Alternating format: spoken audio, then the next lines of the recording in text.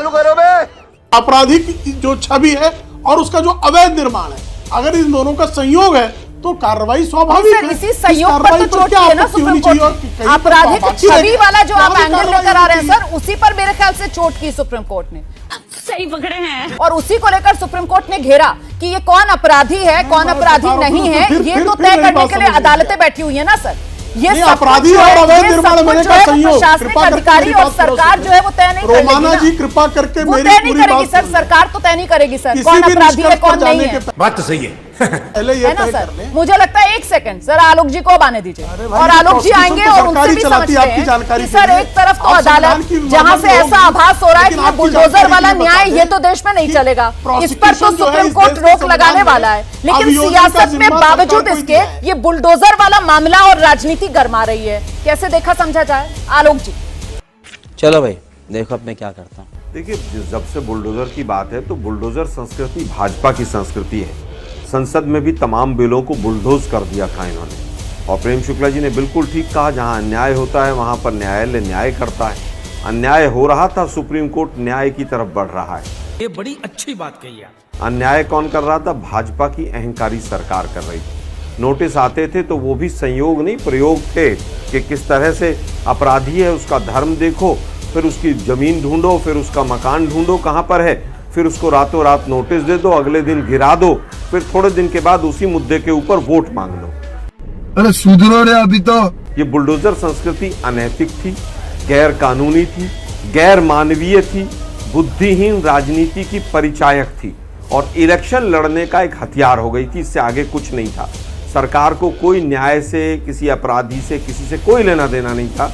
ये बुलडोजर जो था इसको सिंबल बना के चुनाव लड़े गए। अरे देवा। हाईकोर्ट ने पहले फटकार लगाई तब भी नहीं माने ये। आज सुप्रीम कोर्ट ने फटकार लगाई तो अब भी इधर उधर की इसको दाएं बाएं भागने की कोशिश कर रहे हैं। आरोपी अयोध्या वाला जो था वो केवल आरोपी था, उसका घर गिरा दिया गया क्योंकि वो मुस्लिम था। बेशर्मो शर्म करो शर्म। अरे भाई अभी तो आरोपी है और मान लीजिए वो घर मान लीजिए गलत भी है, सही भी है, जैसा भी है, क्या उसके बच्चों ने भी गुनाह किया? क्या उसके वाइफ ने भी गुनाह किया? क्या बात है? मैं एक आरोपी की बात नहीं कर रहा हूं, मैं इन जनरल बात कर रहा हूं। एक आरोपी अगर उसने गलती की है, उसने रेप भी किया है मान लीजिए, और वो पूरी तरह से उसको सजा भी हो गई है, तब भी क्या न्यायालय उसके घर को गिराने का आदेश देगा?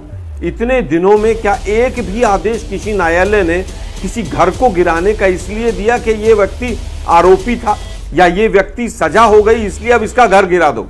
ये केवल और केवल बुलडोजर संस्कृति बुद्धिहीन राजनीतिज्ञों की उपज थी। वाह मोदी जी वाह। कि किस तरह से हिंदू मुसलमान करने का एक ये फास्ट ट्रैक मामला था कि तुरंत इससे असर जाता है मीडिया, सोशल मीडिया पर।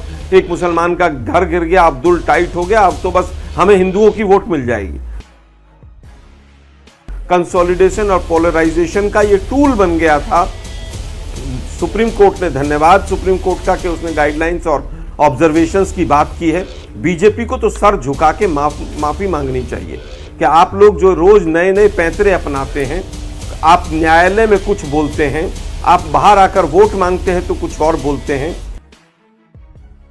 आप सब शपथ संविधान की लेते हैं और बाहर आकर अंदर आकर आपके स्टैंड अलग अलग हैं। बीजेपी वैसे भी झूठी पार्टी है। योगी आदित्यनाथ जी बुलडोजर के नाम पर तमाम वोट मांगते देखे गए और बुलडोजर के नाम पर केवल यूपी में नहीं, इन्होंने बीमारी बाकी राज्यों में भी पहुंचा दी, मध्य प्रदेश में भी। ठीक है। क्योंकि जहां जहां बुद्धिहीन लोग बैठ गए शीर्ष स्थल पर, उन्होंने बुलडोजर का सहारा लिया। ठीक है। Not bad, not bad.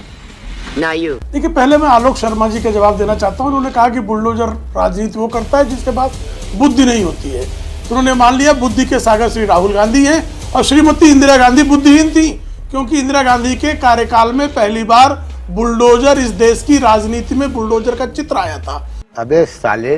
जब तुर्कमान गेट पर बुलडोजर पर चढ़कर श्रीमती इंदिरा गांधी के समर्थक, श्रीमान संजय गांधी के मित्र परिवार जो है, बुलडोजर पर चढ़कर तुर्कमान गेट ध्वस्त करने गए थे।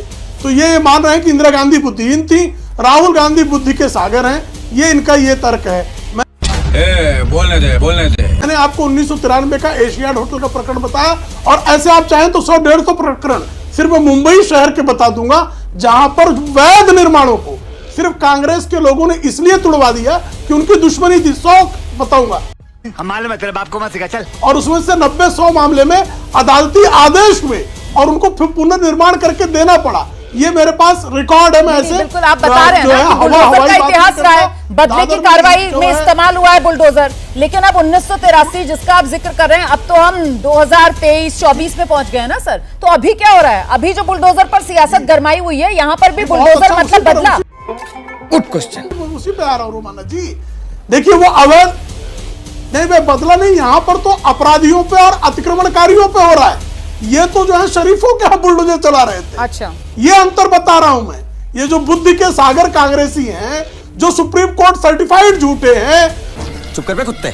उन झूठों की पार्टी जो है किस तरह से वैध निर्माणों को भी तोड़ती थी, मैं बता रहा हूं। यहाँ तो अवैध निर्माणों को और 67,000 एकड़ भूमि जो है आदरणीय योगी आदित्यनाथ ने जो अतिक्रमित थी उसको खाली कराई है। बुलडोजर का ये उपयोग हुआ है। रुक, तेरे को बताते तेरी माँ की।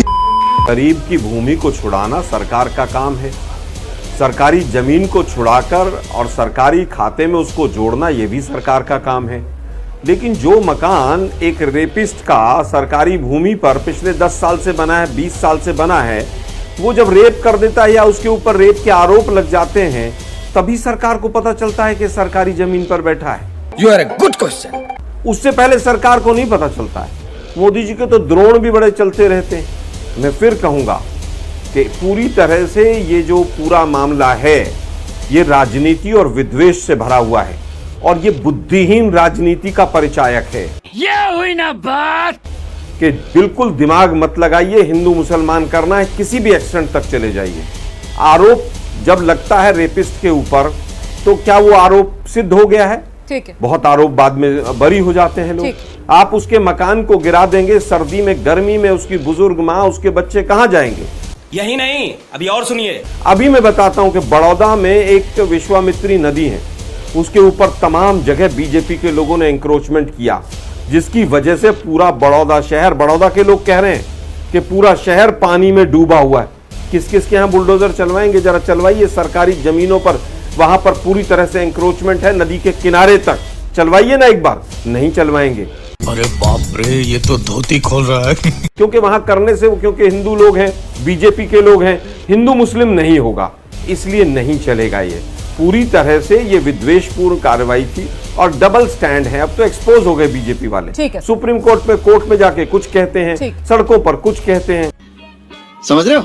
फिर लेफ्ट राइट भागते हैं। तो मुझे लगता है कि ये न्याय मिलेगा लोगों को और बुलडोजर के ऊपर अब विराम लगेगा। मजा आया। आज जो बात योगी आदित्यनाथ की तरफ से कही गई कि साहब बुलडोजर चलाने के लिए दिल चाहिए, दिमाग चाहिए, क्षमता चाहिए, और पलटवार अखिलेश यादव करते हैं, कहते हैं नहीं, बुलडोजर का ना दिल ना दिमाग, ये तो स्टीयरिंग है। और एक दिन पहले बयान दे ही देते हैं कि साहब हम आ जाएंगे सत्ता में तो मुड़ जाएगा गोरखपुर की तरफ। तू समझा? हाँ। अब है सर। देखिए, मुझे तो ये लगता है कि हमारा लोकतंत्र एक बड़े दुर्भाग्यपूर्ण घड़ी से गुजर रहा है, जिसमें जनता के चुने हुए प्रतिनिधि जो हैं वो गवर्नेंस की जगह बुलडोजर बाबा कहलाना पसंद करते हैं या बुलडोजर मामा कहलाना पसंद करते हैं। जिस प्रकार योगी जी ये सब करवा रहे थे उत्तर प्रदेश में, तभी मैंने अखबार में लेख भी लिखा था और कहा भी था कि ये एक मॉडल है और मुझे डर ये है कि जो गैर भाजपा सरकारें भी इसकी तरफ आकृष्ट हो सकती हैं, क्योंकि लोकतंत्र के नाम पर सत्ता में आने वालों में भी एक निरंकुशता की प्रवृत्ति और उसकी तरफ रुझान काफी छिपा रहता है। देख रहा है विनोद, जरा सा मौका मिलता है वो कानून की आड़ में आकर वो रुझान उनका अपना सारे रंग दिखाने लगता है। अब कमलनाथ की सरकार ने, कांग्रेस की सरकार ने भी उसका अनुपालन किया। ठीक है। अच्छा, अब प्रश्न इस बात का है कि ये जो गवर्नेंस का ये जो मॉडल है, जिसमें कहा जाता है मैं मिट्टी मिला दूंगा, जिसमें ऑपरेशन लंगड़ा चलाया जाता है, जिसमें मुठभेड़ यानी फर्जी मुठभेड़, आप किसी भी बड़े पुलिस अफसर से बात कीजिए, अकेले में बात कीजिए, सार्वजनिक रूप से कहता है कि कोई भी पुलिस मुठभेड़ असली नहीं होती। ये क्या सुन रहा हूं मैंने खुद बात की है पत्रकार के तौर पर और समाज वैज्ञानिक के तौर पर, 10 फर्जी मुठभेड़ के ऊपर रिसर्च की है, जाने कितने कोतवालों से, पुलिस इंस्पेक्टरों से और आईजी तक के लोगों से बातचीत की है। वो कहते हैं कि अपवाद स्वरूप ही हजारों में एक मुठभेड़ ऐसी होती है जो असली होती है, बाकी सारी की सारी फर्जी होती है। ये वो कहते हैं। ठीक है। तो जब इन चीजों को ही आप अपना गवर्नेंस का, लॉ एंड ऑर्डर का, कानून व्यवस्था का पालन करने का मॉडल बना लेंगे, तो लोकतंत्र तो अपने आप दुर्भाग्य का शिकार हो ही जाएगा। शाबाश बेटा। न्यायिक सुधार नहीं होंगे, पुलिस सुधार नहीं होंगे, प्रशासनिक सुधार नहीं होंगे, जो भारत में कम से कम 40 साल पहले शुरू हो जाने चाहिए थे। आज तक किसी भी सरकार ने बहुमत की हो या अल्पमत की हो करने की कोई कोशिश नहीं की। सारा लटका हुआ है, पूरी प्रणाली सड़ रही है नीचे से ऊपर तक। सब लोग नेता छत पे खड़े होकर डींगे मार रहे हैं।